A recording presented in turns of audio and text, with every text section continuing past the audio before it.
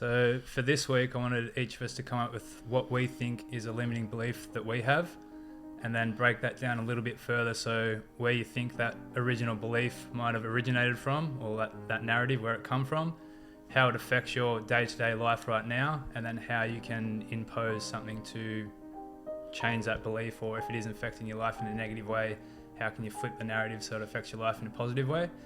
And then on top of that as well, for each of us, we had to come up with what we think our mate's limiting belief might be. So it's almost subconsciously ingrained to the point where if it's not serving you and it's defining you in a negative way, then it's limiting. So how do you really identify it? And that's what I've found difficult in this exercise, identifying one of or a few of our own limiting beliefs. I sat on my bed and just genuinely asked myself, like, am I okay? And I had to sit there and I was like, I'm not okay. Like, I can't keep lying to myself. Like, I'm not okay. Like, I need help. Like, something's wrong. And I just didn't know. I didn't know which direction I had to go to fix it, but I just knew something wasn't right. Recognizing it is one thing, actioning it is another.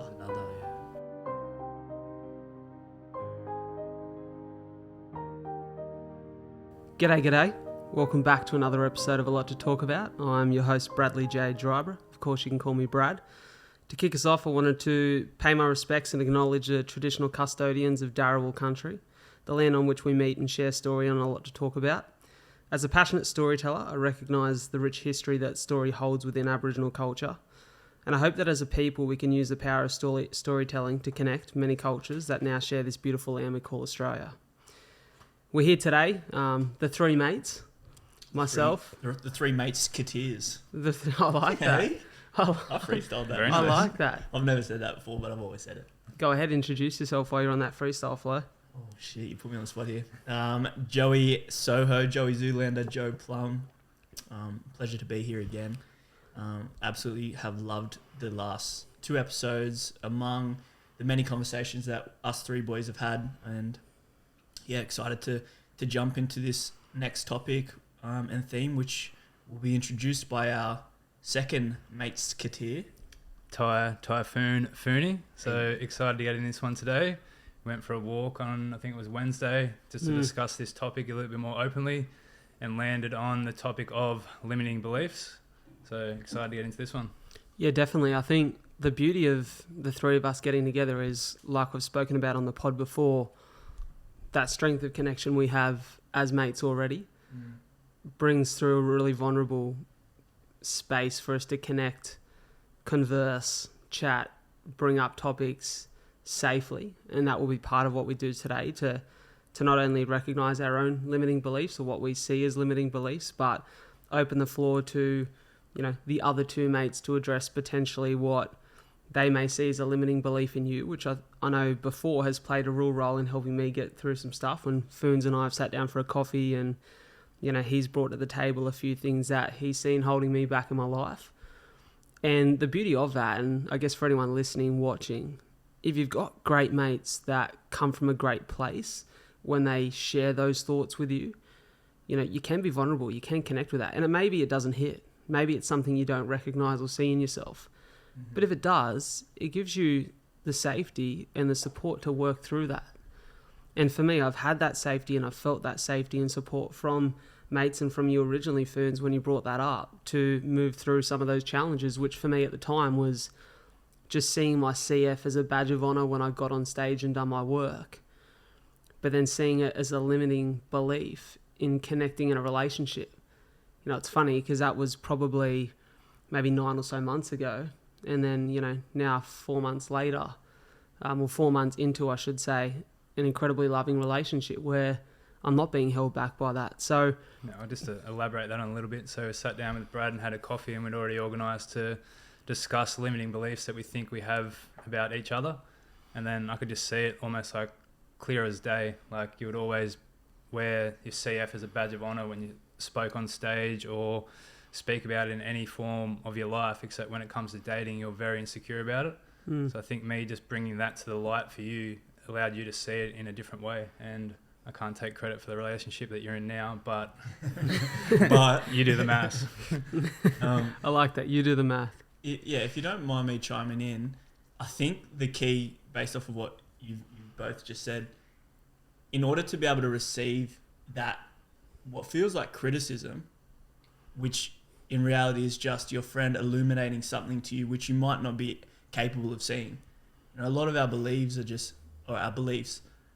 these truths, personal truths that we've picked up through childhood, through the teachings of our parents, through our own personal experience, that we harbour as the truth, capital T truth. So it's almost subconsciously ingrained to the point where if it's not serving you and it's defining you in a negative way, then it's limiting. So how do you really identify it? And that's what I've found difficult in this exercise, identifying one of or a few of our own limiting beliefs. It's tough to do because it's subconscious at times. So until you have friends, family, and an inner circle that can, with love, identify those for you, that's the first part. But the second part is trusting that they're doing it with love, because it can be triggering. If people are going to point out what feel like flaws, insecurities, it's really the recipe to be triggered when the truth, or even their truth, is put on a platter, being like, hey, I feel like this is what you're doing, and I feel like this is how it's not serving you. Man, that could be your whole identity. Your whole life has been like, well, my CF is my badge of honor, and shit, he's telling me that now I'm insecure about in relationship, and yeah, that's hard to swallow. But if you don't have the trust that your friends are doing it from a good place, you're never going to be able to receive that criticism. So I feel like that's what we're doing here. Yeah, 'cause it can even be difficult delivering that information. Like for me, it was like telling Brad that, like I didn't know how it was going to be received, but just for me, I knew it was coming from a good place. Yeah, and that's so important because you can navigate relationships in order to please your friends and to make them comfortable and to make sure that there's never discomfort. But that's not how relationships really should be. And one of my core values just in my life is radical honesty and communication. And I feel like that has there's so much trust in that when you're like, okay, that was kind of a shitty thing to hear, but Phoony told me that because he was being honest with me and because I trust that he loves me, and hey, he's my friend, so I'm going to actually take this on board. I respect him enough to take it on board. And then if you have that outlook, from my experience, then things look better for you. You do lean into the growth and development, but having the trust in the people that are giving you the information is probably the first key. Outside of that, you're not going to listen to it. If someone tells me that isn't in my circle, that I don't know and love, it's really just going to be like, shut up, dickhead. Yeah, like I'm not Respectfully. respectfully, I'm not receiving it because what do you know? Yeah. Even if it's true, even if they can see it plain as day, this is one of your limiting beliefs. Probably more likely to reject it if it is true. Yeah, definitely. But so I think that was the key for you being able to receive that, Brad, as difficult or challenging as it might have been. Is that you knew Phoony was giving it to you out of love. Definitely. So, yeah, I couldn't agree with that more. And, you spoke about something there in those words, Joey, about the challenge in this exercise today. And if you're listening to this, if you're watching this and you're wondering what today's exercise is, or maybe if you're wondering where exercise plays a part in the podcast itself, if you've listened to one of or both of the first episodes we had in the Three Mates segment of the podcast of the show, you'd realize that homework is a part of what we do every week.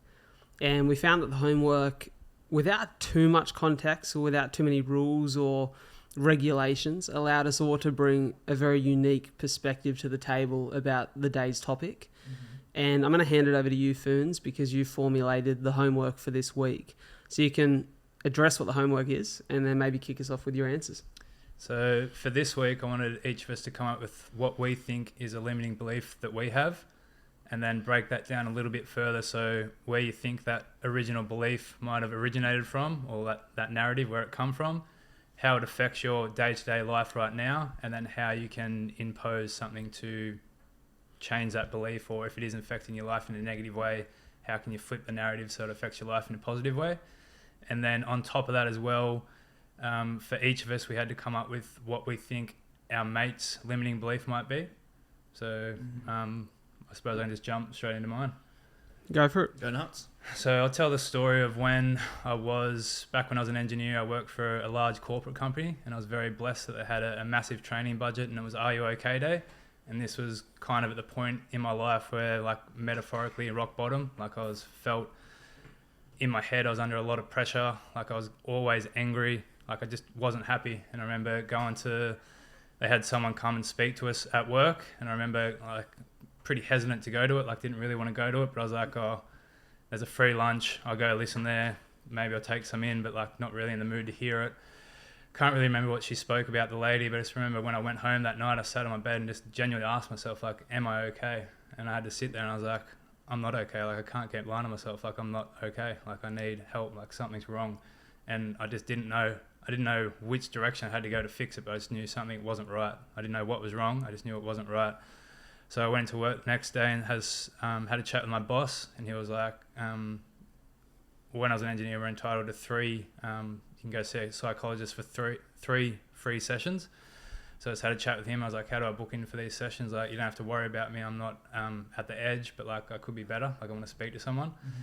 So that was kind of at the point, probably, yeah, I think mentally I was at my lowest, went and had a chat to a psychologist, and that was kind of the catalyst that made me, instead of constantly looking for answers outside, made me look inside and realize that all my anger and aggression in my early 20s was basically just a facade to cover up all my insecurities.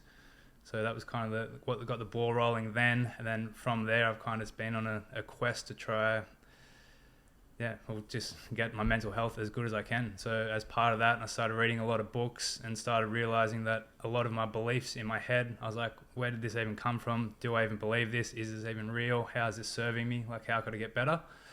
So from there, that was about 5 or 6 years ago. So from there, I've done a lot of work to get to where I am. And I reckon the 3 limiting beliefs that I'm struggling with the most at the moment are, I need a reason to be happy.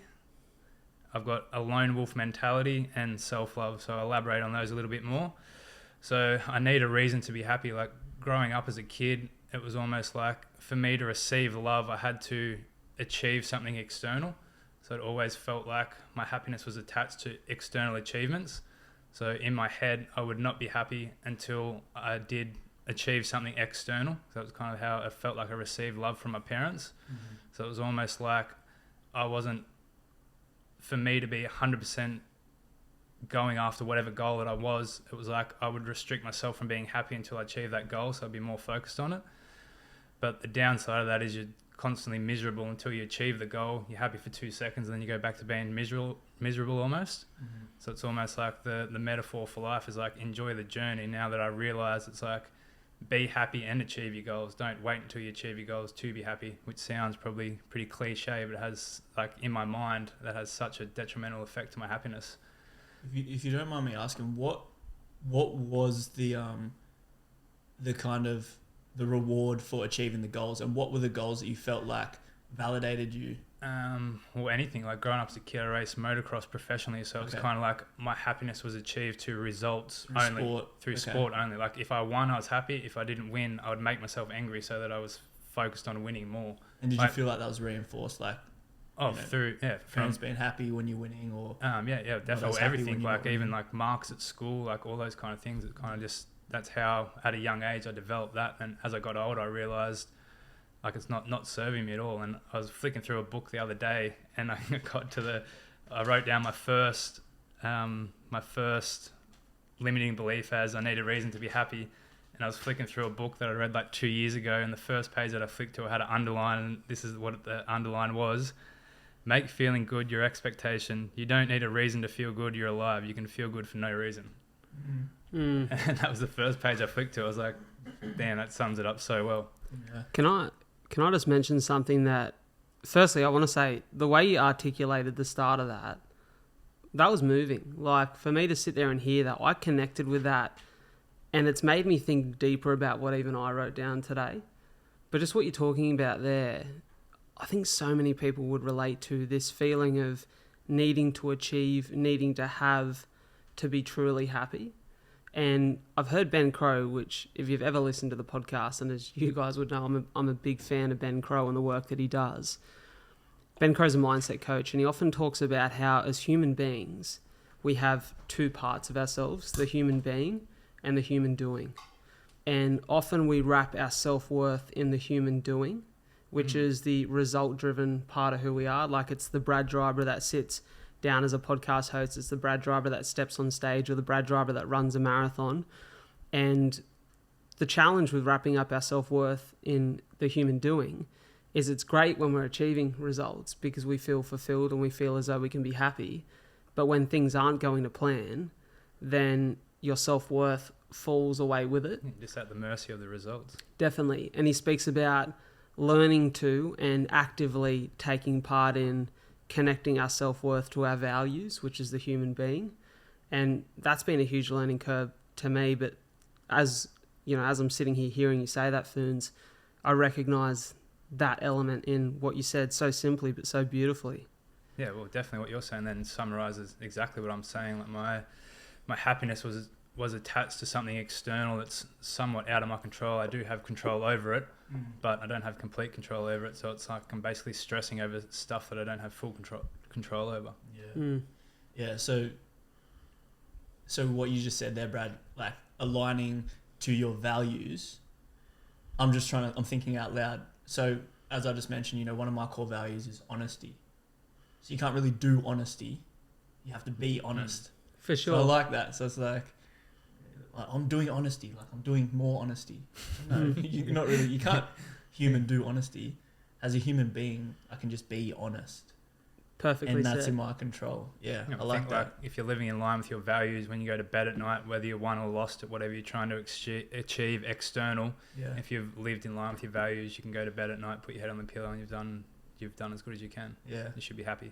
Is that McConaughey quote right? An honest man's pillow is his peace of mind.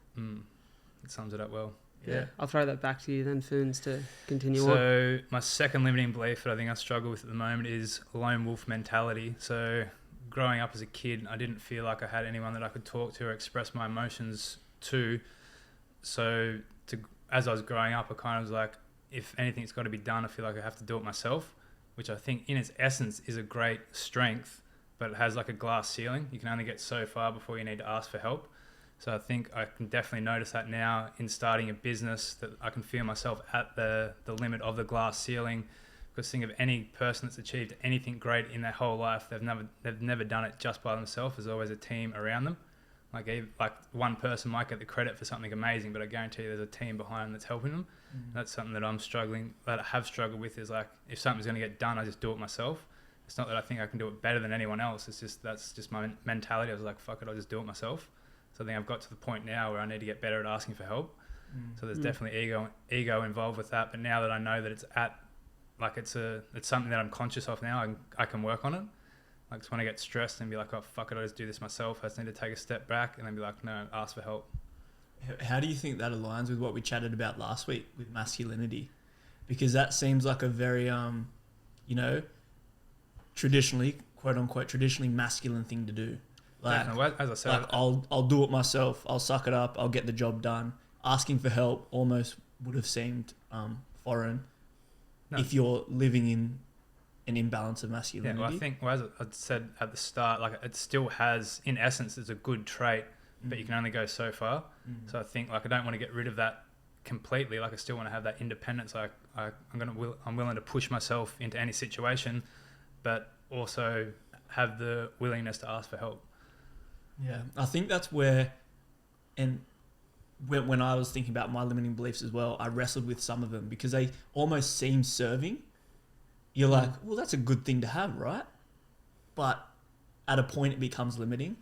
So some of them you wrestle with being like, well, if I just try to completely remove that belief that being independent and solo is the way forward. If I try to completely remove that, what am I? Just completely dependent and just need to always ask for help? Well, it's not really that. It's like a reframing of the belief. Just a tweaking. Yeah, a tweaking. So that's where... Amendment. Yeah, an amendment. I was asking myself, like, all right, we identify these limiting beliefs. What do we do now? Do we just try our absolute best to just remove them? That might be kind of impossible. All right, well, what do? You reframe them, or do you just understand them better and be conscious when they're showing up? And yeah, so I had the similar thing with some of mine of being like, well, inherently that's kind of a good trait. On the outskirts, it looks like it's serving and it's not really limiting, but at a point, it does become limiting and it's not sustainable, like you were saying. Yeah. So I think, well, like, when I was an engineer, that never come to the surface. But now that I'm trying to start my own business, I can definitely feel like I've reached that limit now. Yeah, I need to get a lot better at asking for help. Yeah. Mm. So I think there's definitely ego involved with that. So I think it's just something I just need to be conscious of and practice more. Definitely. You mentioned there were 3. What's that third limiting belief? And the last one's self-love, which might sound a bit cliche. Like growing up as a kid, like I had unconditional love in my life, but it just didn't come from my primary resources. And like as a kid, when you don't receive love from who you think you should receive love from, it's hard not to take personally. So I've always felt like I've never really fully approved myself from a young age. And then as I grew up, like that faulty belief just got worse and worse. And it's kind of like, to speak metaphorically, if I had an angel on one side of my shoulder and then a devil on the other, if the angel's not prevalent or present, then the devil like comes alive. That's what it feels like. Like I feel like definitely through my early 20s, it felt like I was almost controlled by the devil. Right. Yep. So like definitely like a lack of self-love. And I think definitely once I started drinking alcohol and everything else, like that kind of just was a catalyst, like threw a match on the fire. And definitely made some decisions that weren't very good. And then I was lucky at the point when I felt like I was at my lowest, I was able to see, well, are you okay day? And that was kind of at the point I was able to rebound and start. Like the path that I was going down, I think the path that I was going down, I was going to end up dead or in jail. There were only 2 outcomes. And I was able to catch myself early enough to realise that if I keep going down this path, nothing's good is going to happen. But then when I turned around to realise how much work I had to do, I was like, holy shit, how did I get here? So the limiting belief was, like, what did you believe? I believe that I wasn't worthy of love. Wasn't worthy of love. Okay. And then when I had that, like my self-worth was very low. I feel as though when my self-love was low, I had a tendency to self-sabotage. So now it's just trying to, like, this is very cliche, but have like compassion for myself, know that I'm worthy. And also because I didn't think from my point of view, I didn't accept myself. When other people around me would give me love, I'd kind of reject it. Yeah. So now it's just being open to receiving love from all kinds, mates, family, friends, and then just having a lot more compassion for myself. And with that, like, you can only value something. It's hard for us to value things as egotistical beings, to value things higher than ourselves. So you only really have the capacity to love as much as you do yourself. So if you don't love yourself, the fuck am I going to do be out here loving other things? No, you become destructive. I'm self-sabotaging me, so I'm probably going to be, sabotaging other people's lives. If I can't love myself, then I'm probably not going to be capable of sharing too much love outside of myself. What's the saying? Treat others how you want to be treated. I reckon that's false. Treat others how they want to be treated. Yeah, to a degree.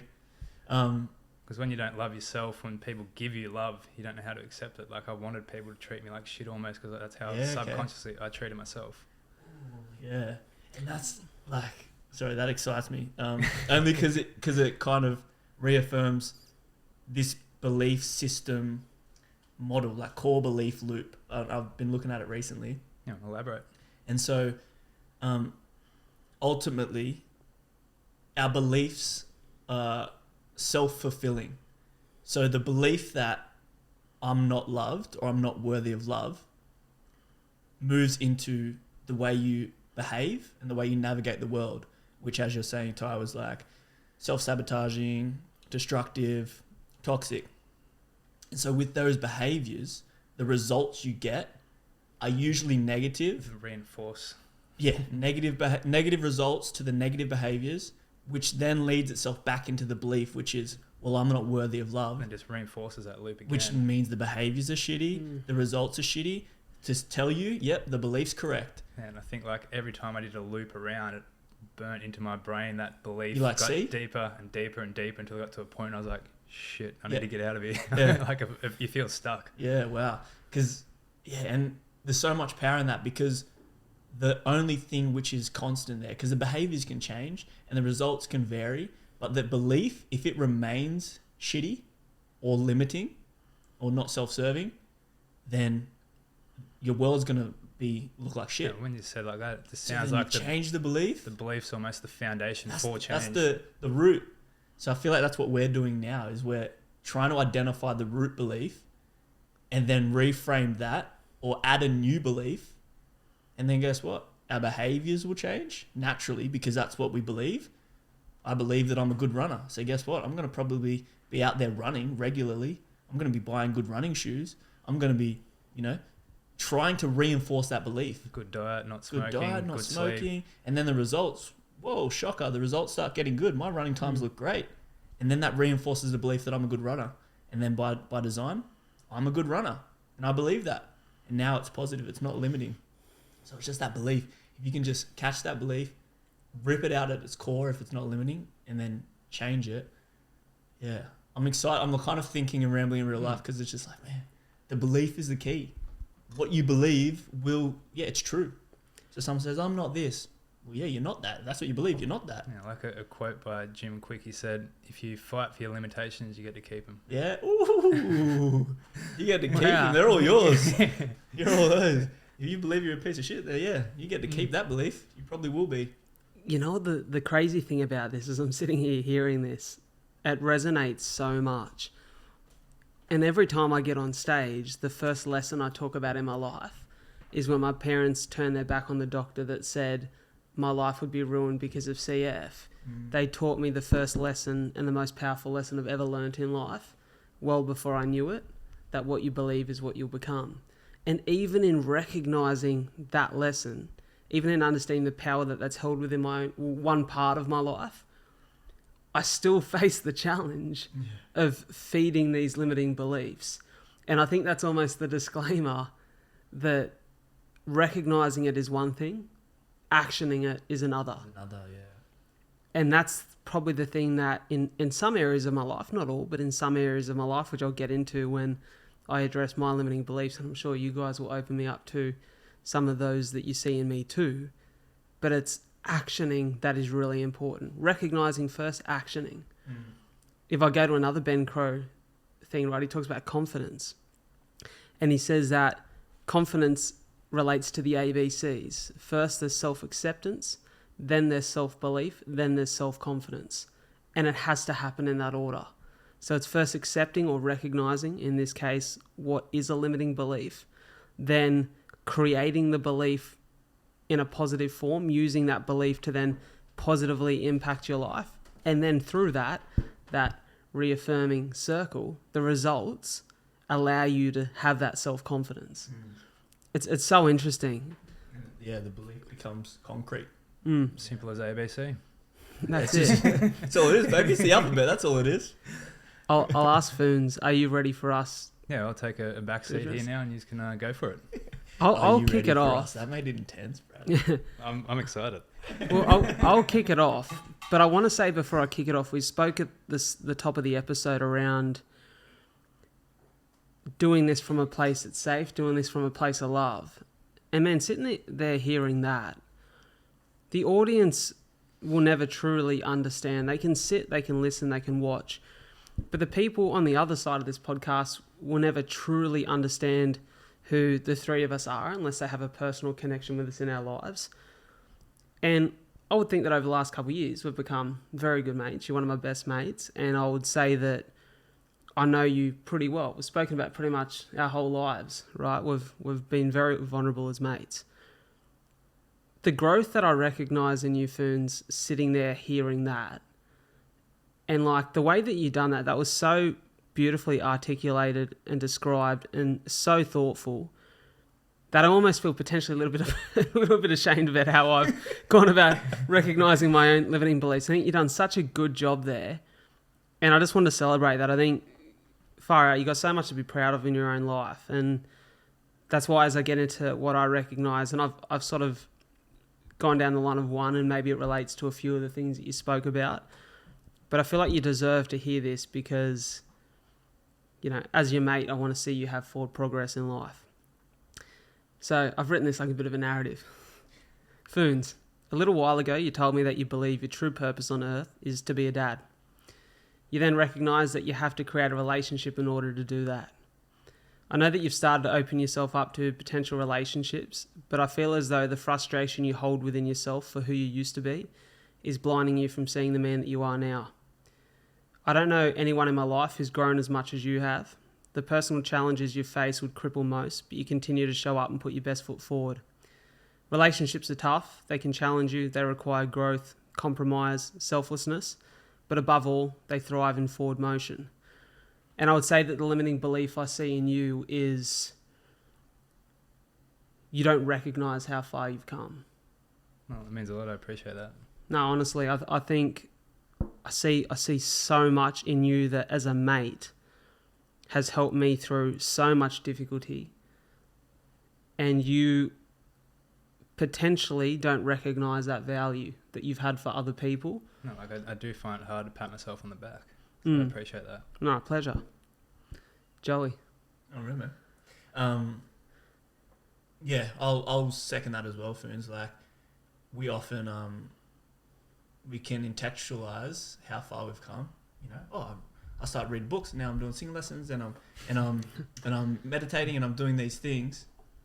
But if the core belief is that you're still not this person that you are now, that you're still, you know, you're not completely in love with yourself, then yeah, it kind of doesn't actualize. But I will second that, and I hope that it can reaffirm that we believe that you are.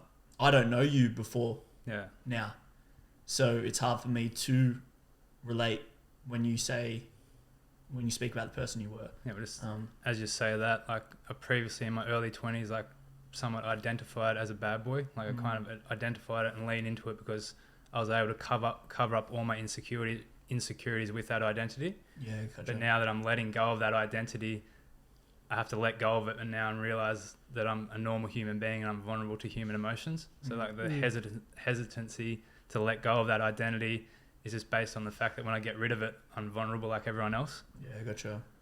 Yeah.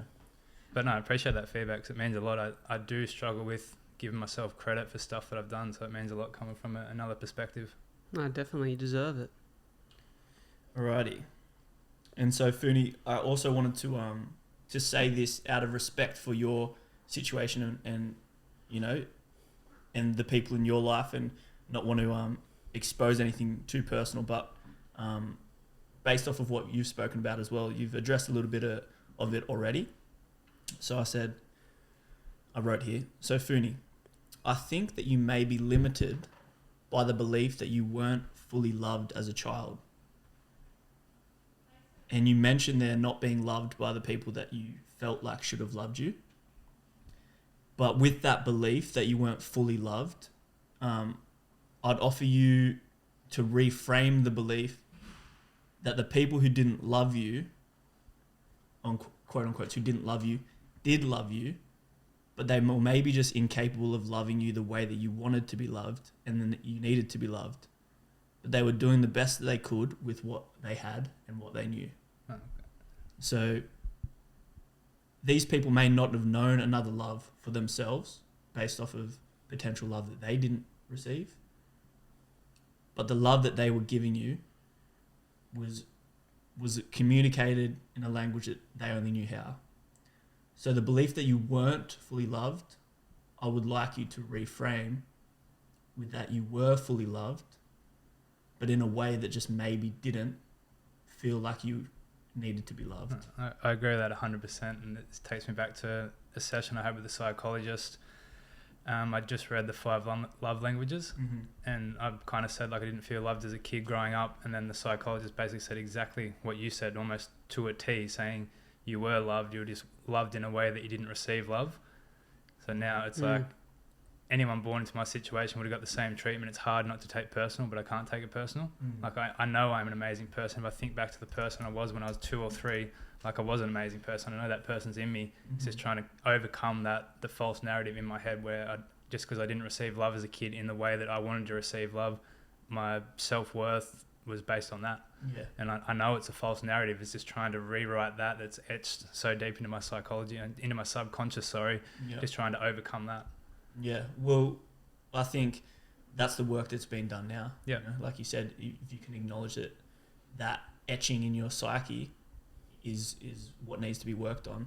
I think that's the way forward. But we look at based off of a limiting belief like that, we look at how it might manifest in your life. And based off of what you've told me, seeking love that you might not have felt like you were receiving comes in the form of these short-term, like dopamine rushes through substance abuse, through one night stands, sex, through fighting, yeah, like these weird, and it's weird to say even fighting, but these weird feelings that you might get from these destructive self-sabotaging behaviors almost like mask or disguise themselves as love. You know, whether it's a group of mates that you're going out and doing reckless things, it's like, well, they love me, like they're rewarding me and they're giving me that good feeling that I would get, which I really wanted to get in the home. But like we said, with that core belief that might be a little bit corrupt or limiting, it's not sustainable trying to live those other narratives out, the behaviors out.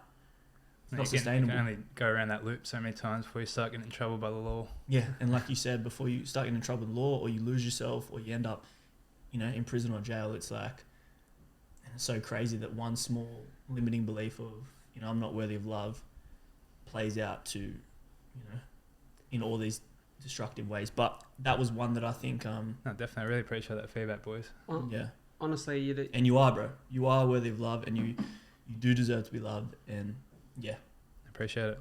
And I think, just as you said that, there's a Joey like that. Zoe. I was going to say Zoolander. It's, you said there about those things that, Phoons, you've spoken about becoming behaviours off the back of, that limiting belief of I'm not worthy of love. The things you spoke about were like fighting, sex, drinking.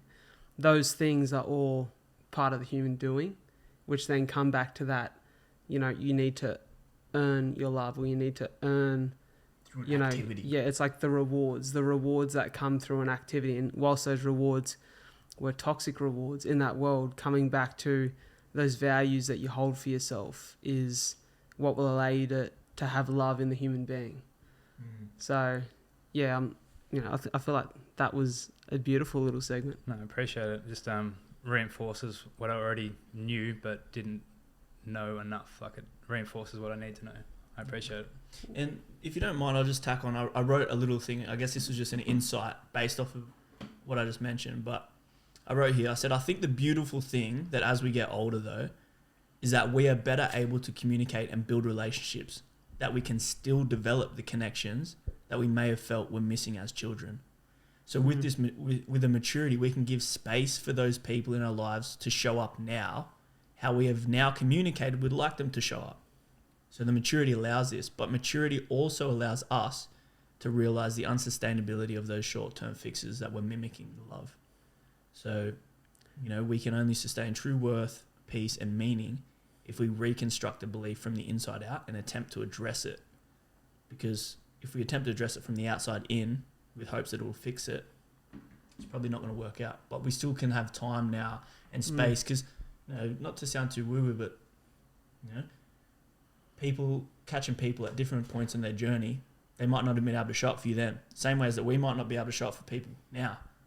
But if you still have an ability to like nurture that connection, open up the space and communicate to them how you'd like them to show up, there's still like reparations to be made there from those people in your life. So, the connection can still be established later in life, I think. I have to say, in terms of love, every time you say something, Joey, it makes me think of something else to say, and I feel like this is going to be my last piece for you, Phoons.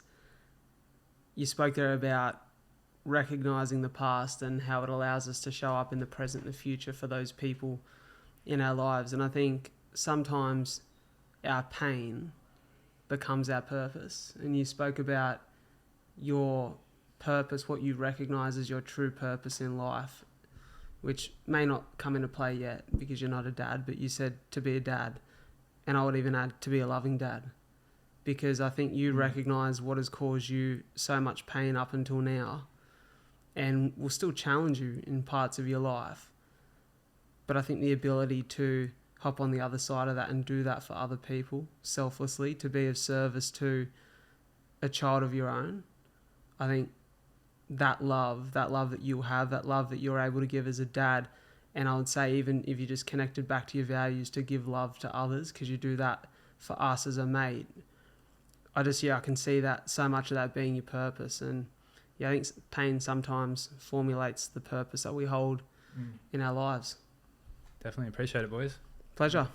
Who's up next? You can now take the stand or leave the stand, Phoony.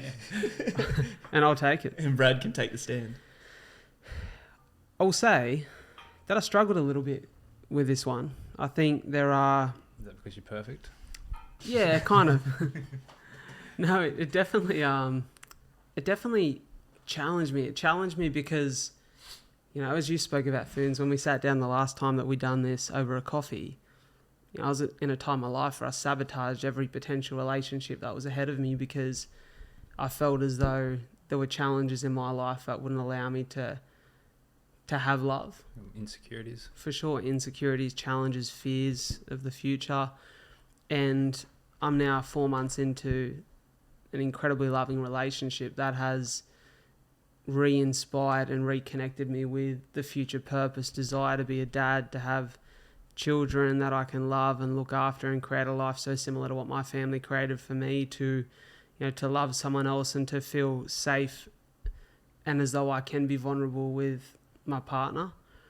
And so I feel like so much of what we addressed then I've been able to work through, but as I sat and really thought about what's challenging in me in my life and what behaviours are limiting me, it allowed me to recognise potentially what I see as some of my limiting beliefs. I think, for a bit of context, most people would know, but before coming down this path of podcasting and speaking, I was in real estate. I was in a career that was on the up and starting to become fruitful, and it was a career that promised huge financial reward. But whilst I was in that career, I had no connection to purpose. You know, I've spoken about on occasions before sitting in my car and crying before work, leaving work in tears, even going back to work in real estate for 3 months whilst I was in the middle of struggling a bit financially through my current plans and purpose. I found myself just so empty. And I think I've had this limiting belief that I can't be living a life on purpose and be financially sustained at the same time. That almost money and purpose don't live within the same place or the same environment for me. And, you know, at the moment, to be potentially too honest, financially it's very tough. You know, like I was going to say I don't cry much, but I feel like that would be a lie. I'm a pretty emotional character.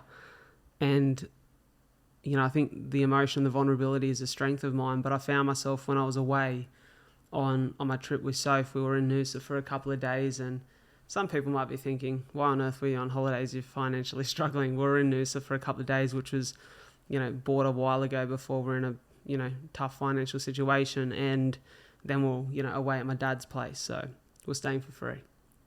And we'd one day just been to the gym and, you know, about to play some table tennis, and I just felt really emotional, and I had a proper cry for about 20 minutes with Soph, and I was like, far out, like the financial stress was really getting on top of my mind. It was crushing my spirit, and I felt so challenged by what I love and what feels so purpose driven to me, and was a little bit frustrated by why I was able to recognize so many other people in my space doing well who offer the value I feel that I offer, and wondering why I haven't had the chance to make it sustainable yet.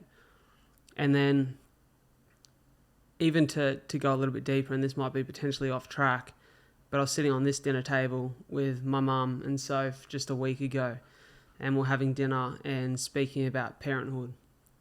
And my mum was speaking about the conflicting feelings she has on Mother's Day, because on Mother's Day she gets to celebrate being the mum of 2 kids she loves dearly and is so proud of. On the other hand, it was just a day before Mother's Day that she found out I had CF.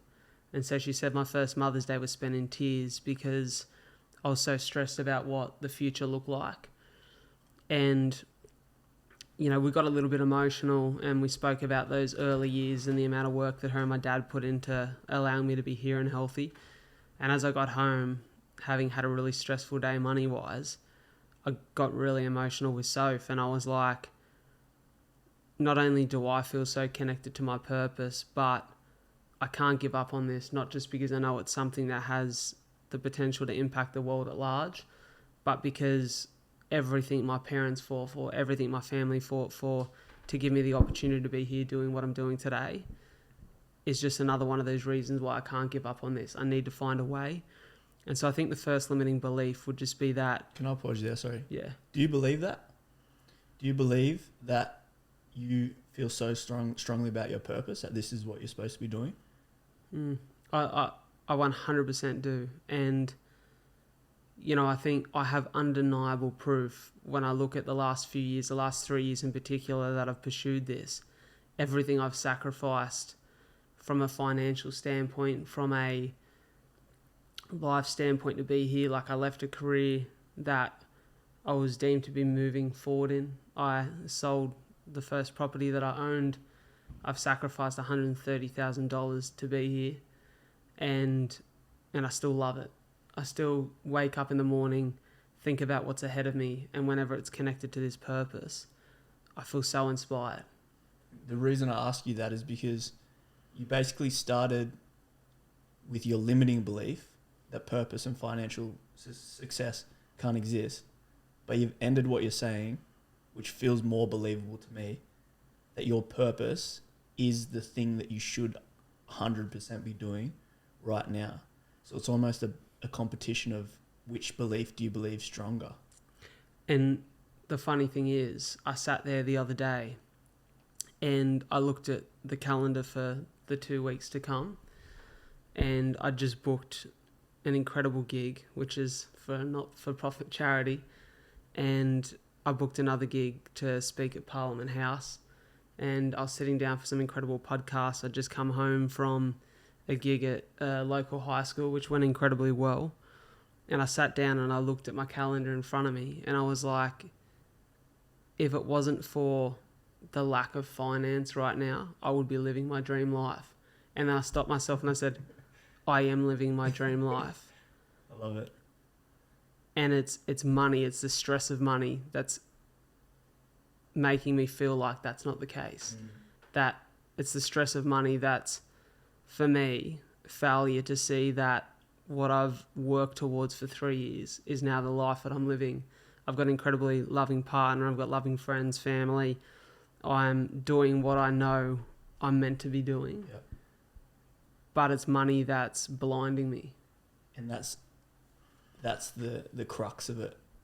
Ultimately, which belief holds more strength? Because if we look at the core belief for self-fulfilling prophecy, whichever belief is held more strongly will probably dictate how you behave, and then the results, and then the beliefs reinforce. So if you believe that this is exactly what you need to be doing, and that this purpose is, and that you're on purpose, if you believe that more strongly than the fact that you can't be financially successful doing this, then I also believe that your financial success will be a byproduct of holding the core belief that this is exactly what you need to be doing. Because what you were able to do there outside of your financial success is look at the fucking beautiful life that you've curated based off of the belief that you're on purpose and doing what you need to do. It's allowed you to fall in love. It's allowed you to connect to thousands, hundreds of thousands of people, online, offline, through conversation.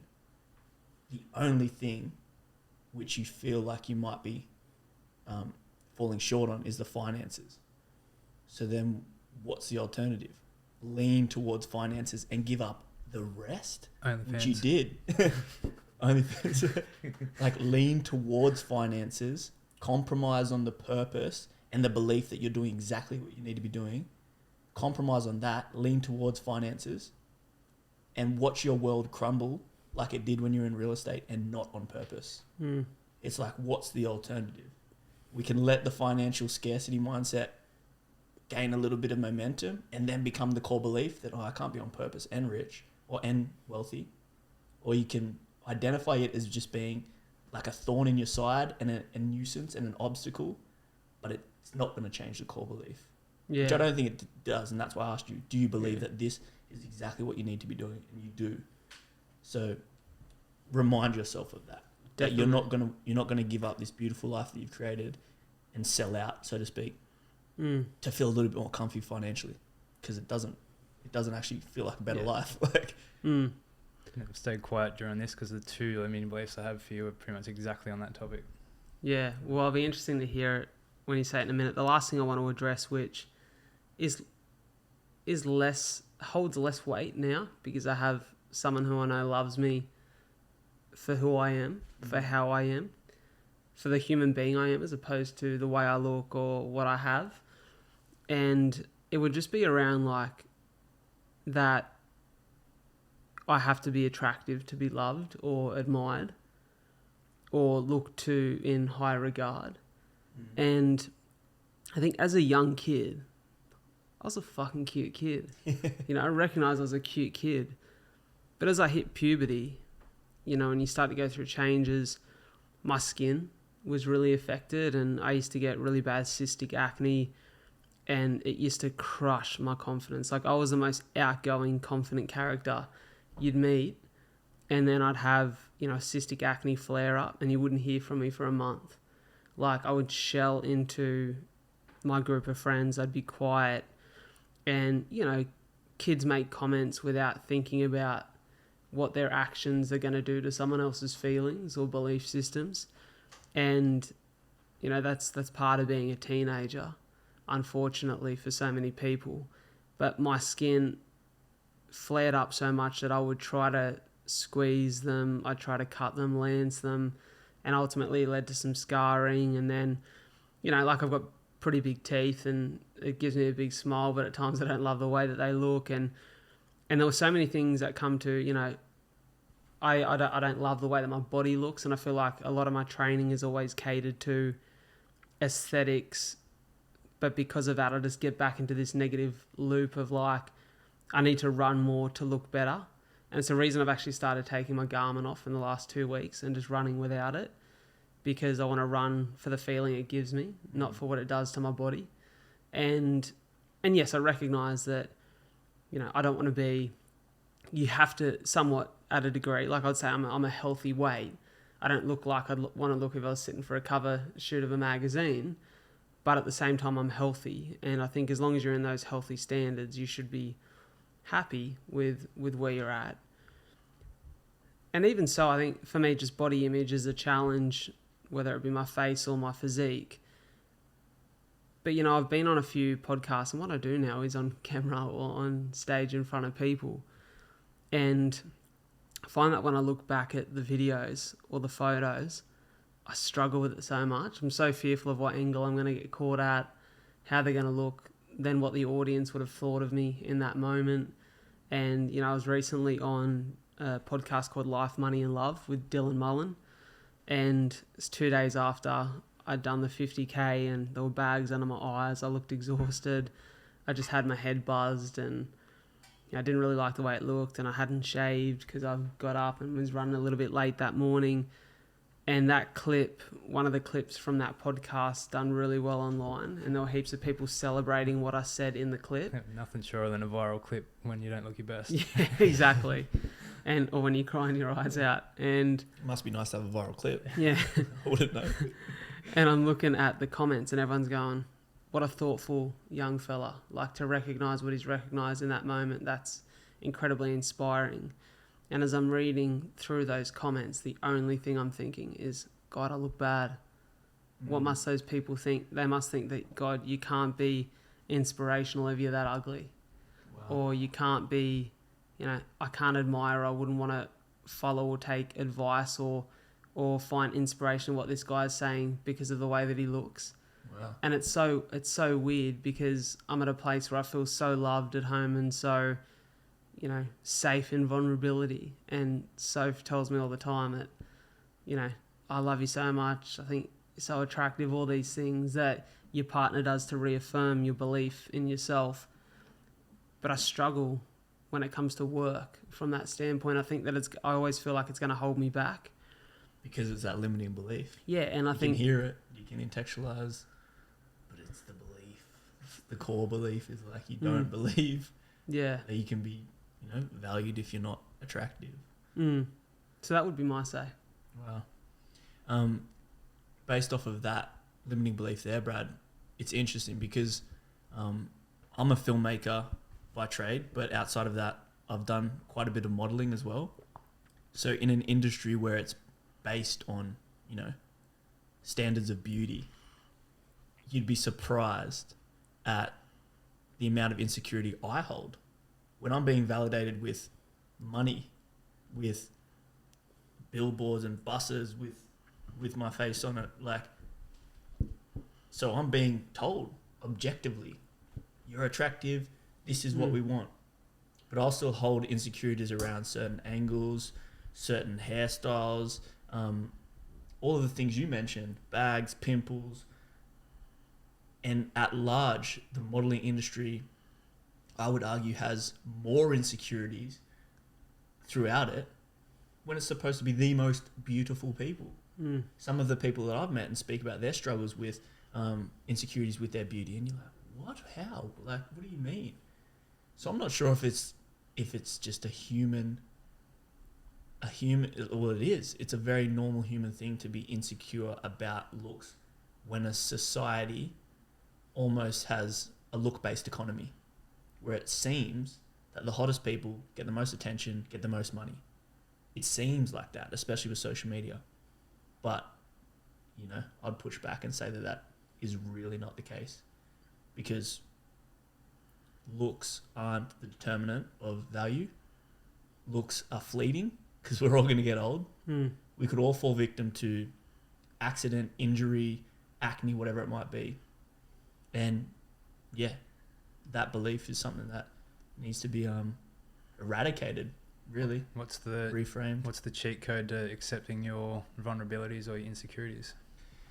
I think exposure is one. And I say exposure in the form of, I'm mixed race, African Australian. So as a minority in most situations growing up, there was it actually worked in my favor growing up, because I guess it was kind of trendy to be like a black kid that was good at sports at school. It worked in my favor.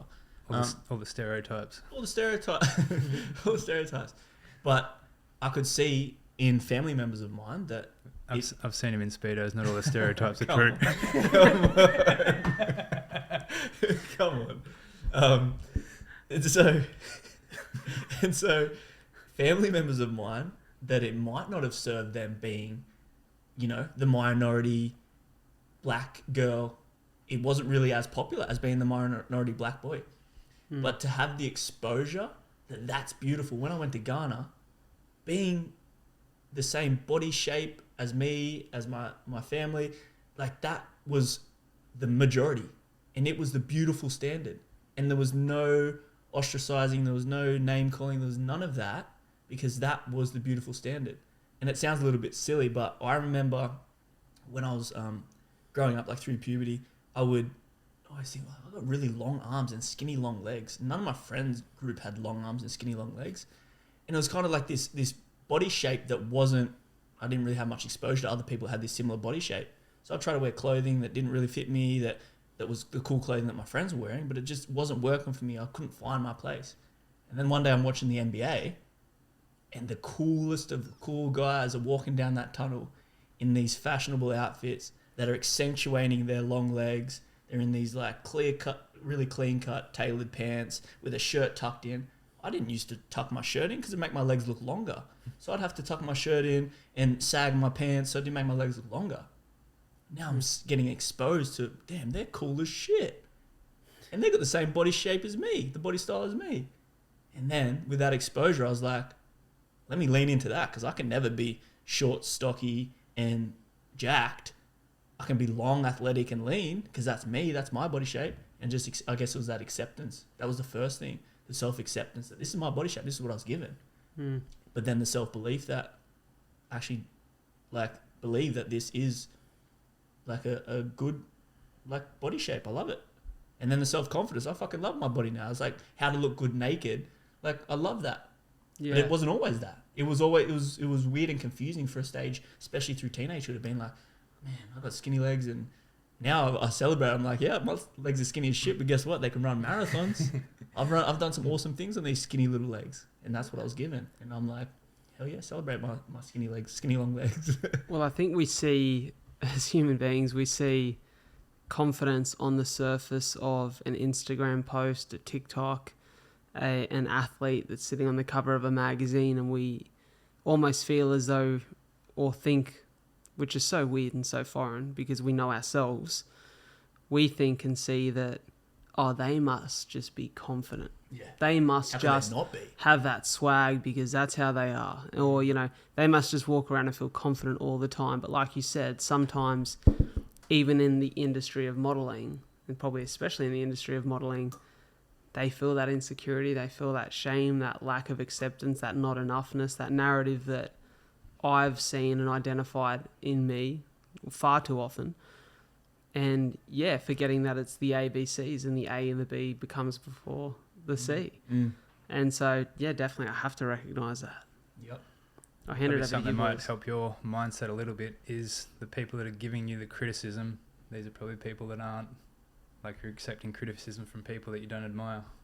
You're accepting criticism from anyone. Yeah, true. What do they The say? school Like, bully or whoever is like, screw that guy anyway. what do they say? You'll never cop criticism from someone who's like truly Doing living better than you, yeah. living in a great space in their own life. It always comes from someone who feels that insecurity, feels that pain probably more strongly than you do at times. People rarely punch down. That's what they say. So it's like, yeah, people rarely punch down. They're not targeting you because you're beneath them.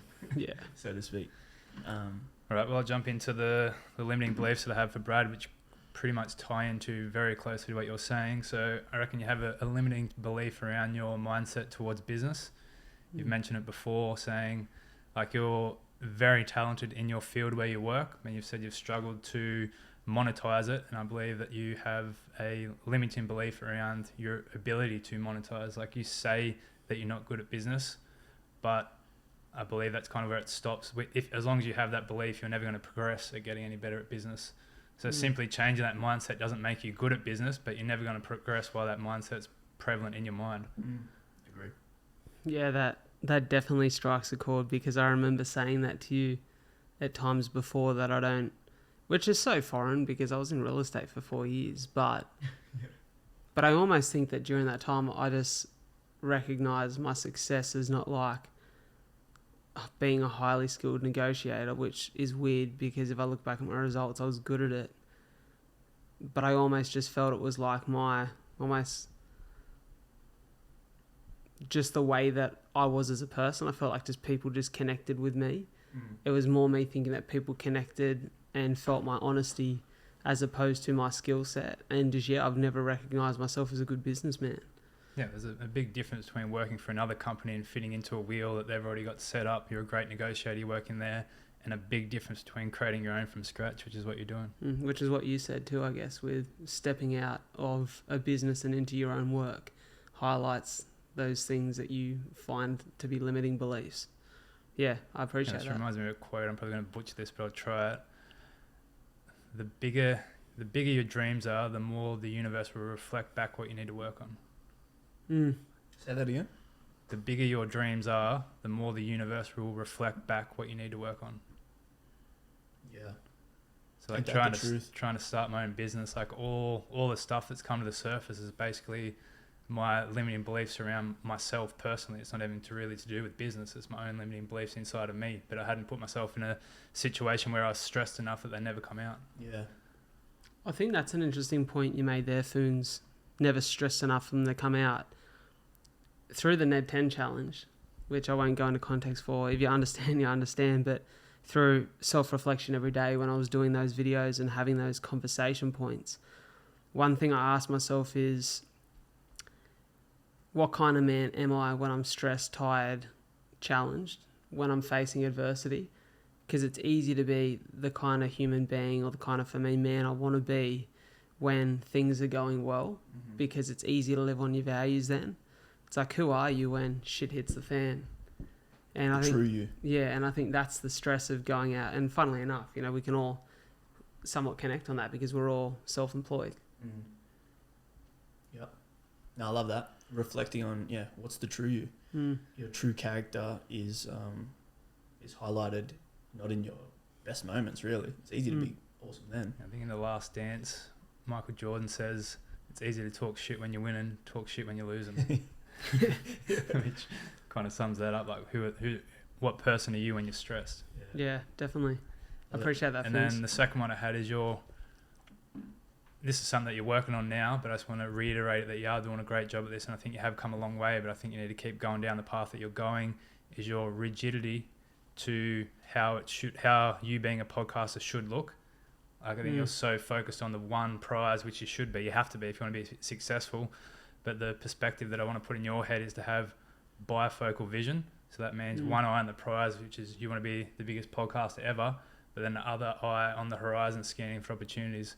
If you're so focused on being just a podcaster, you're going to miss all the other opportunities that come up on the horizon, because rich people very rarely get rich the exact way that they set out to be. Successful people very rarely get successful the exact way they intend to set out. So your original goal doesn't have to change, but just be open to other opportunities that come up on the horizon. Malleable to shifting and being flexible. I receive that, because it's funny you saying that, because when I reflect back on my purpose, it's to uplift and inspire hope in others through story, not through podcasting. And I think as human beings, and that this isn't saying that I'm going to quit because I love doing this, but I heard Stephen Bartlett say once that there's no shame in quitting. Sometimes it takes skill to quit at the right time, or to accept another opportunity or pivot in another direction at the right time. And I think for me, it comes back to story. Like, I love storytelling, whether it's doing podcasting differently. Like we sat down, the format of us three mates sitting down and me not interviewing a guest became the biggest episode in history for me when we done our first one and read our eulogies. And so I think, you're right, Fins. I need to be more fluid in the way moving forward, stay resolute in my actions and moving towards recognizing and living that life on purpose, but being fluid to what it looks like. Opportunity is going to come up on the horizon, but if you're so focused on one outcome of how your perfect life should look, you're going to miss all the opportunities that come up on the horizon. So just be more open and accepting to them when they pop up. Yeah, I love that. I appreciate it. Cool. My turn. All right. What do we have here? So Bradley, I believe one of your limiting beliefs, Brad, is that you are forever in debt to your parents for basically loving you unconditionally, and as they should love their children. I feel like you hold this belief that you can never fully repay them for the life that they've allowed you. And with that comes a lot of responsibility and a lot of burden. And what Phoony was mentioning before around, it's inherently a really good thing. It seems really great, to have this honest and pure motivation that you want to give back to the people that have given you so much. I feel like where it might become limiting is where you feel like it's an owed debt. And again, I'm open to being wrong, but I feel like there shouldn't be pressure around living a certain life in order to pay back that debt.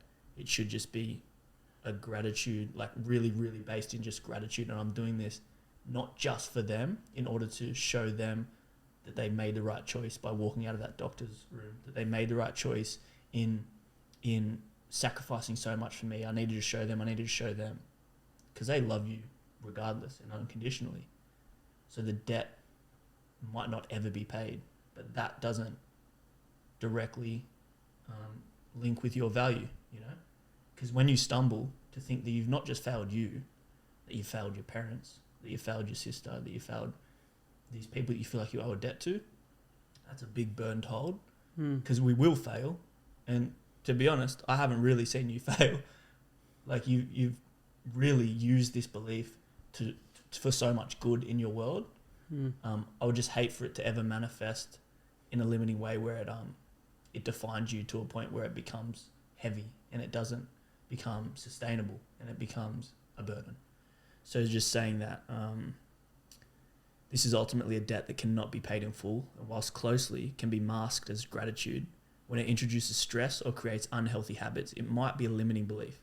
That isn't necessarily serving you, but that could be reframed to not owing them, but owing it to yourself, to make the most of the gifts that you've received, as it takes away the burden of responsibility to the one who's forever in debt. I'm not sure what I meant when I wrote that, but it didn't make any sense.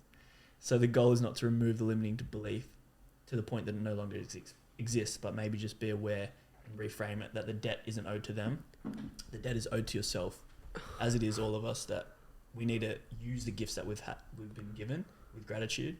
And I just want to say, you articulate that very well. Not only did you identify something, but you also posed a way that you think it could be done better. And before Brad even speaks, I know that's going to hit a nerve for him. Definitely. But what you don't realise, Joey, is that was one of the things that we spoke about. And I don't even know if you remember this, Phoons. That was one of the things that we spoke about when we first discussed these limiting beliefs we seen in ourselves. Because it was that week that I'd received a letter to say that I'd been nominated for an award at Government House. And I said to Phoons that I almost felt like an imposter, because I recognised that the good that I was being celebrated for and the good that I've been nominated for and inspiring a community through my actions with 42 for CF and through my speaking and podcasting was the result of the opportunity in the life that my parents had given me.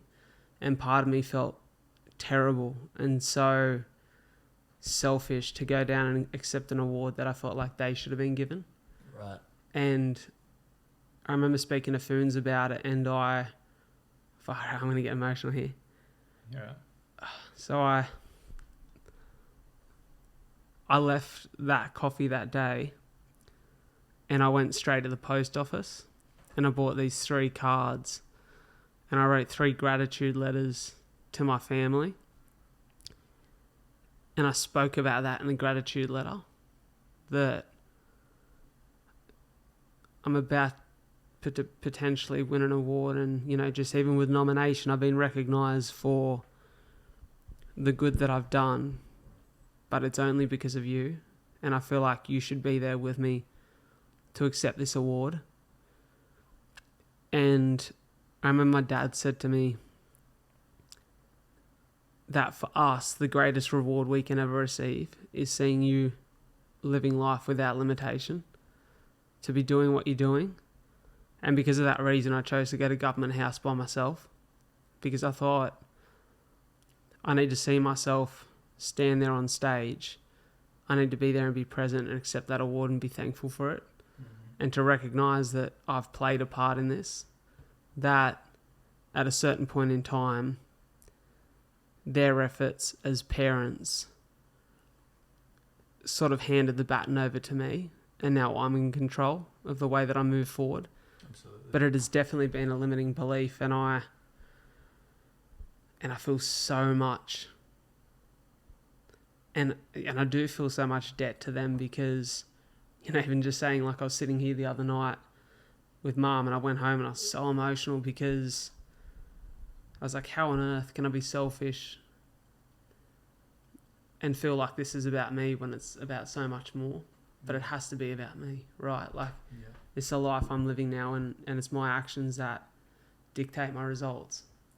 So yeah, I fully receive what you've said there, and there's so much work I need to do on that. And I think also I feel like, you know, even just in the last couple of months, this is really the first time in my life I've gone to Melbourne before and been super independent, you know, when I moved away from family, but this is the first real period of my life, this last 4 months, but in particular this last 2 months, where, you know, Soph and I are now living in our place by ourselves, and Dad's moved away, and, you know, we're here in Mum's house shooting at the moment. She's here, my sister's in, you know, Shell Harbour, and the fact that, you know, I feel like I'm really taking independent steps in my life, and I almost feel like I've stepped into my role as a man, And with that, I almost feel like a little bit guilty for that. Yeah, okay. Like I feel like my whole life. That's why I always struggled and I always lived in this scarcity mindset. Whilst I was always really positive about my health and what my future looked like, I remember being in my teens and like my mates were going somewhere or doing something, and I just always chose to be with my family instead. And that was because I love my family and I get on so good with my family. But I used to always think, I remember being 16 and thinking, what happens if one day I don't get this? Like, what happens if for some reason my CF robs me of more of this? Can't miss that opportunity. And I think I always lived in a bit of a lack mindset and felt like I had to hold on to that. I had to hold on to my youth a little bit. And I think stepping into, my adult life, stepping into manhood has challenged me in that sense, to let go of my family a little bit as I move forward and create my own. And understanding that independence and that even that pride in the part that you've played in the life you have now, being proud of that doesn't take away from the pure gratitude that you have for the life that your parents allowed for you as well. Doesn't diminish it just because you can be proud of yourself and not feel like an imposter when you're receiving accolades for things that you've done. I think if anything, it feeds into it. Like your parents want to see you happy and prosper. Definitely. And just I feel like the weight of that debt is where it might become limiting. But the nature of absolutely, it blows my mind. Like what my mum has done for me and my family, as a single, full-time working, full-time studying, raising 3 children on her own. I'm like, I can never repay that. But I'm just able to get to a point where I love her for it and I'm so grateful for it. But I don't feel like a heavy debt that I can't pay back. I just feel like so grateful that she was the mum I got given. Do you know what I mean? For sure. Grateful that you got to live in the presence of Superwoman. Yeah. Well, yeah, really. So yeah, I think that's maybe a limiting belief that I would have identified in you. I appreciate that so much, boys. That's so aligned with what I feel are challenges in my own behaviour and in my life. I think Thank you. Subconsciously you already knew that, but I think it's good that we reiterated it. And sometimes you just need to rehear it. You know what I mean? Like there's power in that. It's like when you hear, when you're listening to a song or watching a movie and you hear a line that strikes a chord. Like sometimes hearing it from a different perspective allows you to see it in a different way. Yeah, definitely. So Hand over to Joey. I will say quickly before we hand over to Joey. You jumped the gun. 1 hour 16 into this, as we set up, said, let's try and keep this an hour. But if you're here, we're not fucking leaving. Shout out to Jack Jones from Active Boys. He calls me Joey Motormouth. So I feel like if we're trying to limit ourselves to chats, you got the wrong blokes. Yeah. We're here for the long haul. So yeah, Joey, over to you. Alrighty. Again, much like Brad, but not really unlike Ty, I struggled with identifying my own limiting beliefs. I probably would have liked to spend a bit more time in them. And some of them I think I've identified. They still exist, but I've identified them and trying to work through. But the first limiting belief that I've identified in myself is the limiting belief that I need to be liked in order to be myself or accepted, I suppose.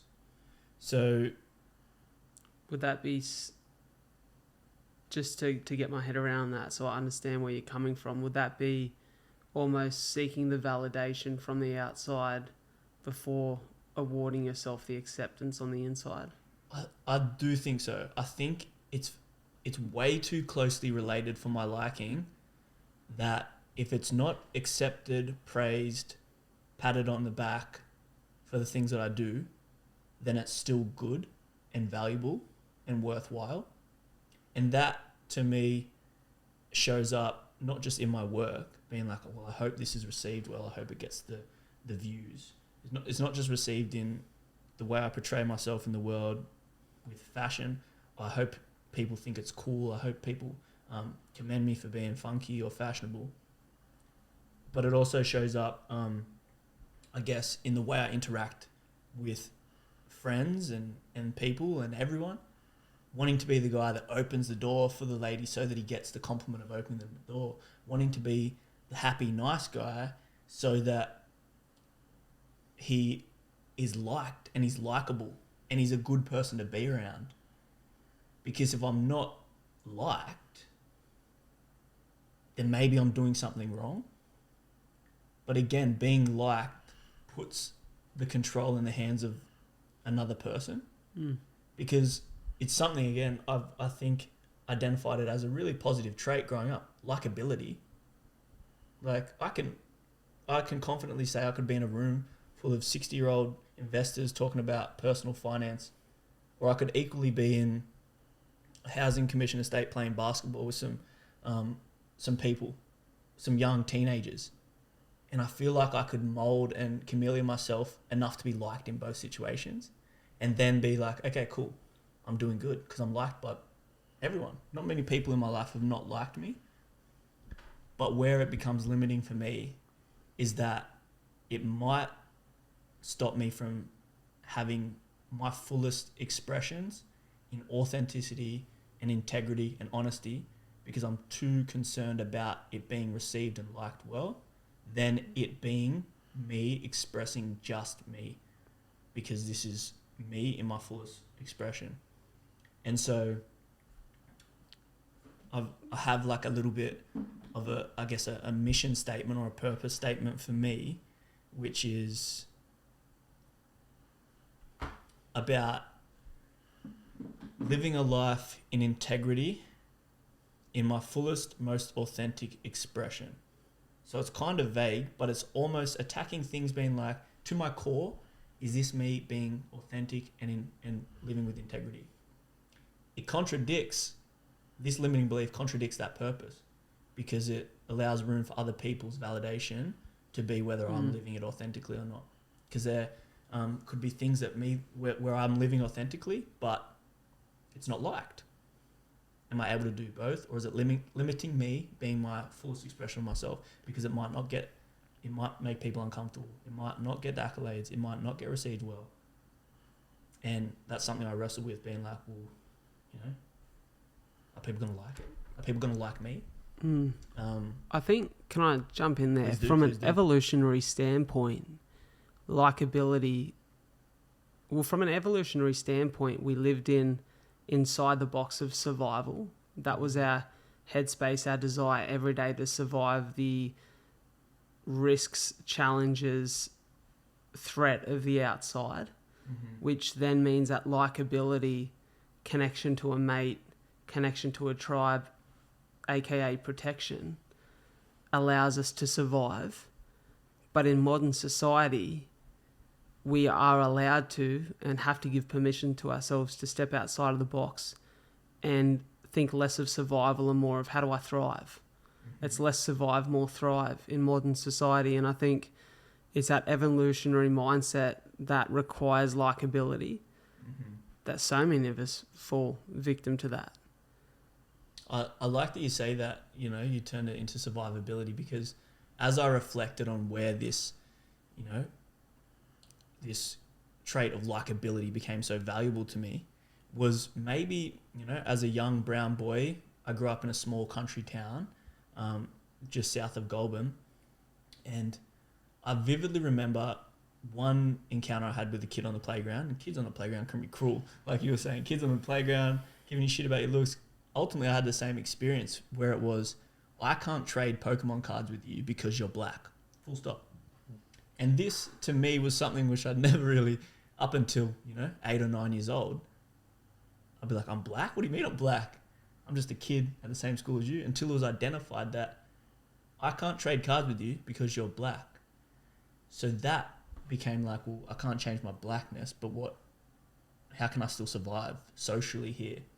And I don't know if that, well, I guess it has created this this need for me to be capable in all areas. Because if you don't like me for this, well, you're going to like me because I'm awesome at sport, or that I can, or that I have good fashion, or that I'm able to talk to you about this topic, or that I'm able to hold space for you here. So it's a likability to survive, being like, you know, socially, you know, I've realized that, and I had a conversation with my partner the other day. In many situations, I'm the minority walking into the room in Australia, really. Long dreadlocks, tattoos, half African, half Australian. There's prejudices that I know exist inherently when I walk in certain rooms, and especially maybe from older generations. And I've welcomed that because it gives me the opportunity to win them over and be liked.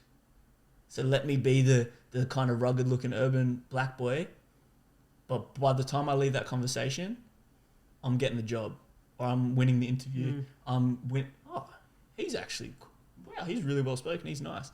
So it's almost like proving myself enough to be liked, getting that little tick and that validation. Oh, so-and-so said you're a really lovely boy. Why I could have just expressed myself authentically and not had to need that liked. And how would you feel walking out of the room if you didn't get that validation? Would you still look at yourself like you're complete, or would that put That's what I mean. tink in your armor? I feel like it would have too much of an effect. I'd be like, well, why? I'd have to repair it. I'd be like, wait a minute, what did I do wrong to not be accepted by that person? Maybe I didn't do anything wrong. Maybe it's their shit. Maybe me being me wasn't enough to make them like me, or was different in the way that they want to relate to people. That's fine. But do I fully believe that? I'm working on it. Because, like I said, every now and then there will be something that comes up where I'm like, I feel like I'm not liked, or a behavior I do is not liked, or a conversation I have is not liked. Even doing the podcast, I hope people don't think that I'm like a misogynist talking about masculinity. I hope it's liked. But I'm really wrestling because I know what I believe more is that I want to express authentically and with integrity. But doesn't mean that this little likability limiting belief pops in. So can I say one thing I'll offer you in form of encouragement is to, at that really impressionable young age, hear the comment, I can't trade Pokemon cards with you because you're black, would have a reaction, or would encourage a reaction in one of two ways from most people.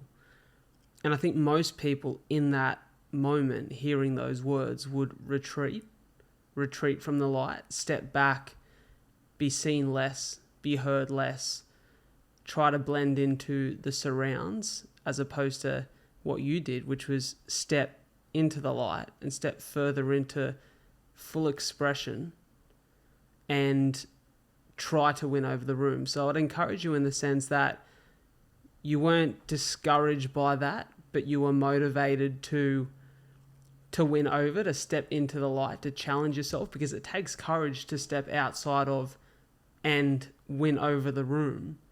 But then you said just identifying for what reason you step into expression, and being authentic with expression is where that could potentially go wrong. Exactly. So I'd encourage you for not retreating. Well, thank you, man. Yeah, I think that's the work for me, which is like identifying where it compromises my authenticity. Because I can be well liked and authentic in a lot of areas, and that's fine. You know, likability, like you said, is a good trait. But if it means that I'm compromising myself, then it's now limiting me. So identifying that. And I think when it comes to likability, what I'm learning from what I said about my own limiting beliefs and from what I'm hearing from you, Joey, is you've got to like the person looking back at you in the mirror. And that's that authenticity piece. So, yeah, I think really well said. I appreciate you sharing that with us. No, easier said than done, but I'd just say double down on yourself. And that's where I think a lot of the work that I do around my own personal development, and because I do love myself, and I do think that I walk with integrity and authenticity, and that's something that I guess if we had this conversation around limiting beliefs 3-4 years ago, I might have struggled to even identify that some of my behaviors were rooted in likability or validation Just living on autopilot. But now that I have done and started this journey of looking into myself and trying to be the best man that I can be, I have a lot of pride in that. So that's why identifying a new core limiting belief was a little bit difficult, but I can still see how that shows up and likability shows up in my life. But I would argue it's not a core belief, not more than I believe being authentic and honest is the way that I should move through the world. Is there anything else that popped up for you personally? We had one. There was one around, again, and I can contextualize this, and we hear it all the time, that failure is good and necessary. But part of me still shies away from failure so much that it must be a limiting belief that failure is bad. Whether it's in business, whether it's in relationship, whether it's in... I think we get taught that from a very young age at school, like failing a test is bad, you Yeah. failed. You feel ashamed for failure. But then you look at anyone who's successful and they're like, fail fast and fail often, because the more you fail, the more you learn. The more you learn, the more you grow. The more you grow, the better you'll be. And I can contextualize that. I can say it. But this morning I was sparring in jiu-jitsu and I got submitted a few times. And my brain tells me I failed and that role was bad and that I didn't succeed in that role. But next time I go and grapple, if I can take the lessons from that quote unquote failure, then I should be better. But why do we still bash ourselves over these failures or these even like failure in anything? I still can't fully believe that, fuck yeah, I failed. Let's go. Keep them coming. Because I know I need these failures and they're so necessary. Like that's the belief which I can contextualize, but I can't just fully believe it when the failure happens. I'm like, fuck, Joe. You failed at this, man. You failed at this. But in saying that, I can redeem my failures quite well, where I can go, okay, we failed. You might believe that it's bad, but let's just still behave in a way that is good, work through it.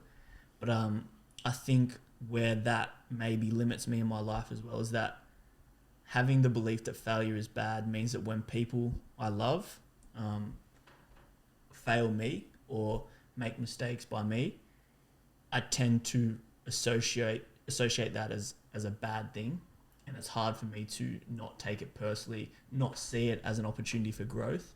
I get hurt by the failure, as opposed to when I fail myself, I go, okay, we can use this and move through it.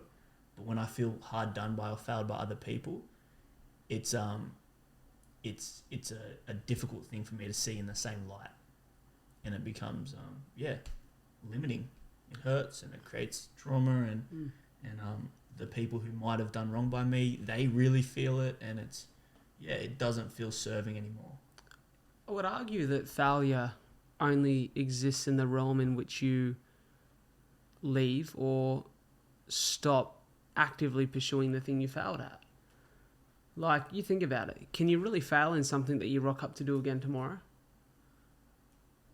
Second chance, baby. Giving yourself another chance at not failing. So, yeah, probably not. You know, and I think I heard Kobe Bryant say that. Like, what's failure if you're still here with a fighting chance? Yeah, true. Like, what's failure if you get the opportunity to redefine or give effort to what tomorrow looks like? All bets are still on. And I think you have to get comfortable with failure being a learning if you choose that, okay, well, I've been trying this podcast thing for 5 years and it hasn't worked out the way that I want. Maybe it is time to reconsider what this purpose and passion looks like for me. And potentially there you take the learnings and you walk that into your new life. But, you know, if you're going to get on the mats again tomorrow or Monday or whenever it is, you're still here. Yeah. You're still fighting. You still got a chance. Tell that to Joe 2 hours ago when I was like, fucking hell. Yeah.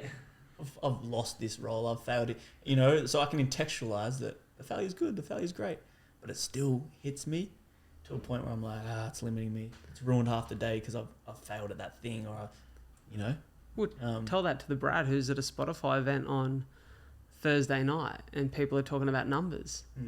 And I feel like, far out, if I sit and hear about someone who's got 10.5 million listeners, I'm failing.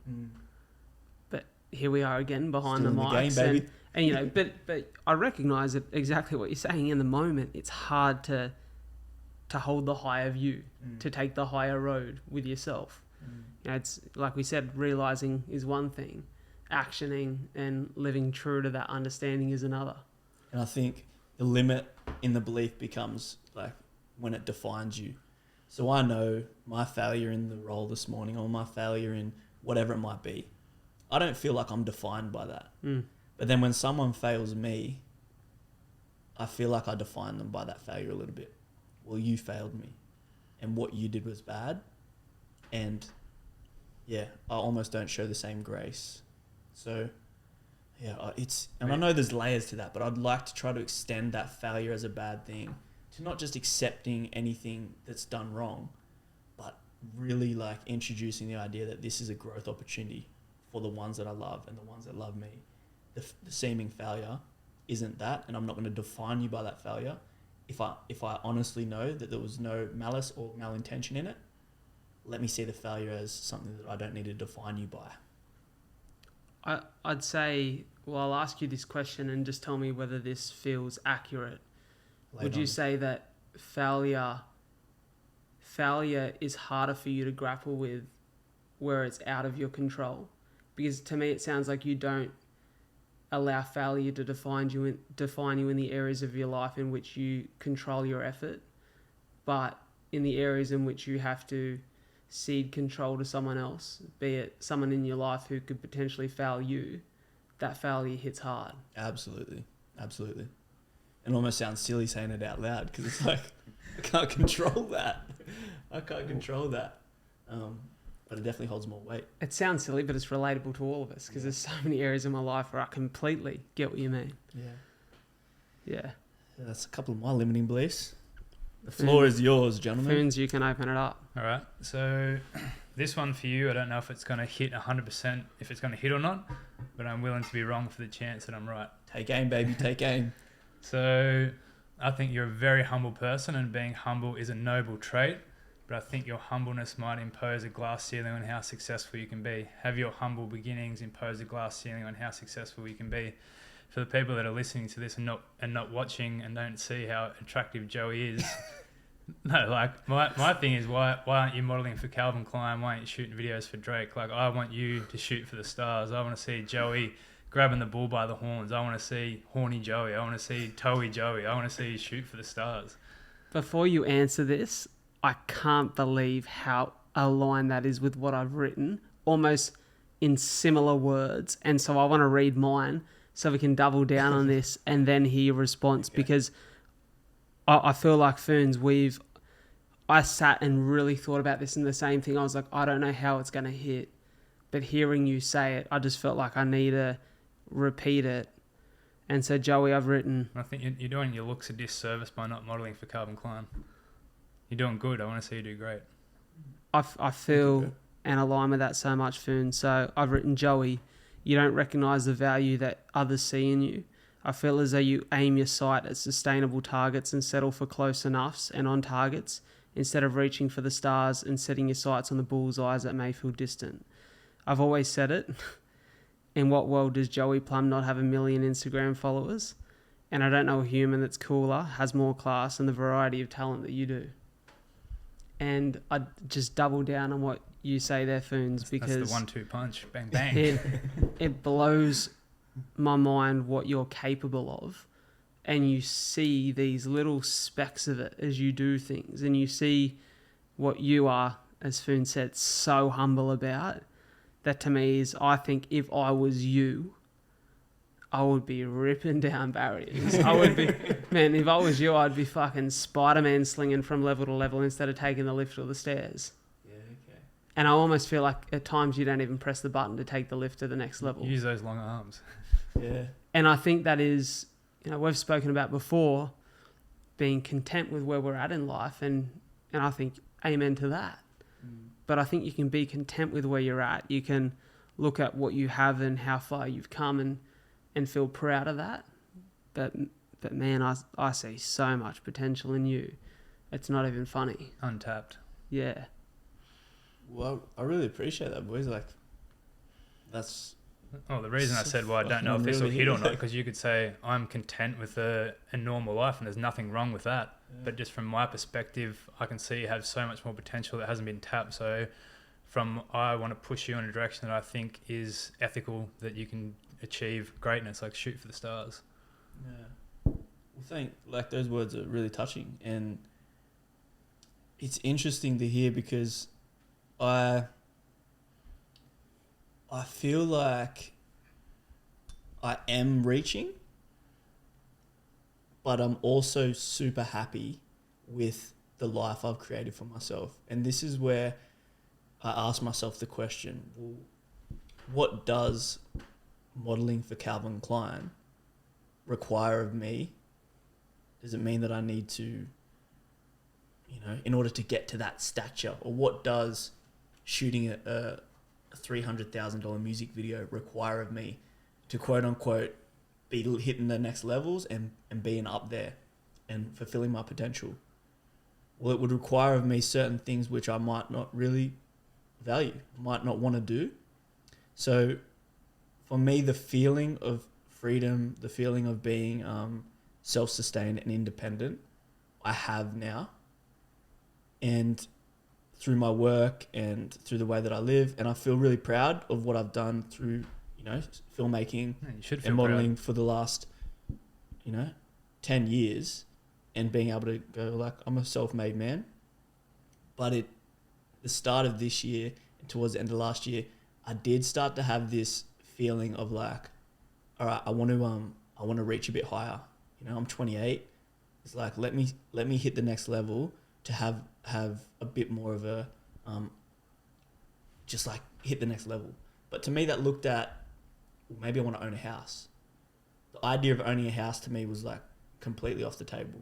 And again, my upbringing, we never owned any property, renting week to week. And so I've started to challenge these ideas that, no, hey, I can be successful enough to own a house. And I'll put this little financial goal on my board of $50,000 savings by the end of the year.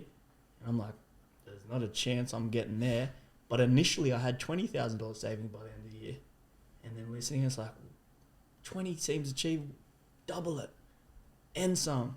And it felt silly trying to reach that high, but I just put it there anyway. So that's actually been a little bit of a practice for me, being like, I'm so happy where I'm at, and I'm content, but maybe that contentment's comfort. And maybe I have more to give and more to offer and more to be. And hopefully living honestly and authentically can take me there. I might need to give myself a little kick in the ass based off what you guys are saying. Like, maybe I need to push and fulfill a little bit more potential. But it's really touching to hear your words, boys. That's really. And that's really why when I of you. said it, I was like, I don't know if this is going to hit 100%. So I want to see how it was received from you. But as you're saying before, what's it going to take for you to be, say, a Calvin Klein model? To use that for an example, it's going to take for you to put yourself out there more, and the chance that you're not going to be liked by some people as well. So maybe your resistance to push yourself out there more is because your limiting beliefs are holding you back. That resonates for sure. Because if I think about even professionally with my film work, I've had these plans to do a spec ad, which is just like a speculative commercial that I make off my own bat to basically push forward to the industry to go, here's my work. And then it should usually help you get more work and better work. Here's what I'm capable of. The way that I've prolonged doing that spec ad, because deep down, I'm like, well, what if it's not good enough? What if it's not liked? What if it's a reflection of where I'm not actually at the level that I think I'm at? I guess that is diminishing my potential, because I have done work that people have really found valuable. But what if I do this bit of work and it's not liked? Well, I guess I'll just hold it off until I'm ready to do it, until I know that it'll be liked and received well. Why don't I just do it because it's authentically what I want to do? That's why this point came Limiting to mind belief. for me. Achieved. Well, Yeah. that's why this thought come forward to me, and that's why I addressed it from you, because I remember you talking to me about that spec ad and searching for a subject to create that ad on a year ago. Yeah. And you said there that you're content and happy with the freedoms that you have, but I'd argue that, and like we said, this may not hit, but I'd argue that the difference between you shooting what you shoot now and the effort you give to it, as a creator that takes pride in his work, not much changes between you shooting a video for Drake. The only difference is you work with a bigger budget inside the same realm of creating something you're proud of. And yeah, for sure, you might put the video out with Drake to the world and you don't feel any different to what you feel when you make for an Aussie creator that you love. But you don't know until you challenge yourself to go there. And I've definitely looked at, I see this in myself. Sometimes, I can talk about, I think about how long I talked about my first marathon effort for, because maybe I was scared to try the next thing, or I was scared to push for the PB. Or someone would say, I still remember after my second marathon, someone would say, oh, what's your marathon time? And I'd tell them my marathon PB from the year before because I fell short of it the next year. And I think sometimes we allow ourselves to live in the happiness of a moment we've already experienced or touched because we're fearful of what the next experience could look like if it falls short of our expectations. But then it just comes back to, well, if your purpose is connected to your values and your self-esteem is connected to your values, then you don't get wrapped up in the human doing. But it shouldn't stop the human doing from moving forward. Yeah, interesting food for thought. I didn't really feel like I was selling myself short. But, I mean, I'm a young, ambitious, hungry man that maybe can pull the trigger a bit more. Because I thought I was pulling it, but I know I've got more to give, a lot more to give, and why not? And I wouldn't say that if I didn't truly believe that I think you could achieve more than you are. Like, you're doing good, as I said, but I want to see you do great. Put yourself out there more. I love it, man. Amen to that. Appreciate it, guys. Is that it, Ferns? Wow, an hour 45. Didn't we stay within the guidelines? Didn't we fail that test? But we'll be back. We'll be back. Boys, I want to say, it's a two-parter. For me, that was my favourite episode with the two of you yet. I feel as though, just there was so much there from a vulnerable standpoint that, it's even vulnerable, not even just to connect with yourself, but to bring up those topics, be it about your mate, like you said, Foons, that comes with that little lump in your throat when you're ready to say it because you want it to be received well. But there was so much beauty for me in that exercise, in what I received from you both and the encouragement. But even for me, Foons, I think it's the most I've seen you open up in the 3 episodes thus far. And, I think you started today's chat in such a beautiful way, and it was so deep and so honest and real. And, Joey, just with what you connected with that likability, feels so relatable for so many people who will be listening to or watching this. And so I want to thank both of you guys, because for me, this has been hugely rewarding to have this conversation. Yeah, no, thank you so much. And thanks, Foons, for taking charge with this week's theme. This has been super valuable. Lots for me to think about, for sure. Something I definitely say, I want to be more vulnerable in life. And then the first 2 episodes, I could feel myself wanting to say stuff, but I was too scared. Okay. But this one, I felt like I loosened up a little bit more, and I just want to keep continuing to do this in life because I think there's so much power in vulnerability. Yeah, I love it, man. Well, grateful to be here sharing the space with both of you boys. Thank you so much to everyone who has listened for this long, watched for this long. We're excited to keep doing this, and we've all brought a topic forward, and we'll continue to do that. But as Foons mentioned last week, if anyone's feeling like there's a lump in their throat or something that's holding them back from discussion and open, free discussion with their friends that you'd like us to maybe create a place for, allow us to lead the way. So throw us some topics, thoughts, suggestions in. There'll be a poll on this episode that you can engage with to let us know maybe any thoughts or feelings you have. But thank you so much, as always, for supporting the show. It's a lot to talk about, so I'm sure there'll be many more topics brought to the surface and brought to the light in weeks to come. I hope so. Thank you. Take it easy.